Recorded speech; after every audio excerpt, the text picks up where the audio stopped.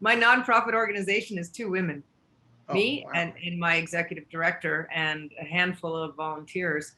Um, we have a very, very, we're donor driven. We're grassroots.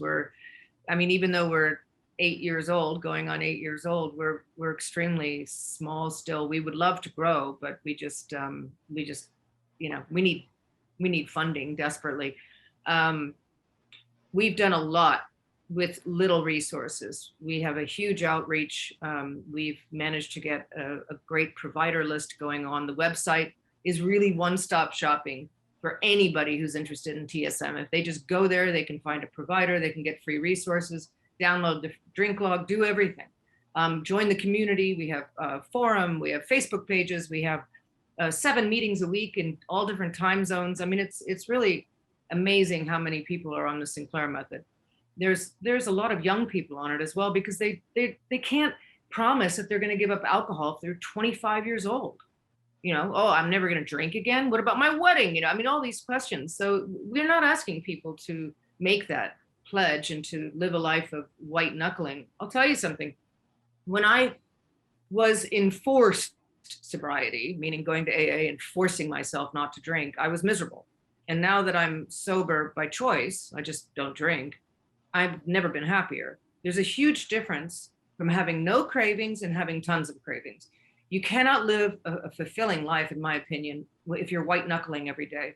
If every decision you make is based on whether there's going to be alcohol somewhere, or who you're going to meet up with, do they drink? Am I going to see it or smell it? I can't go to a bar. I can't go to a restaurant. I can't walk down that aisle in the supermarket because it triggers me. I can't walk by that pub. I can't go to London because I remember drinking there. Can't go to France because of the wine. I mean, it's not a way to live, in my opinion. So what the beautiful thing about naltrexone is it gets rid of the cravings, both physical and mental. And that's what was killing me, was that it was so mental.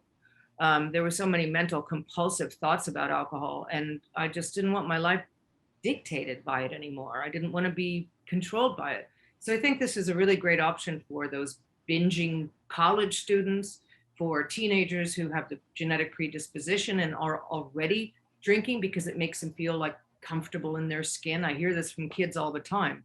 The very first drink they take, they suddenly feel social, they feel lubricated, they feel like they're comfortable and strong, they have confidence.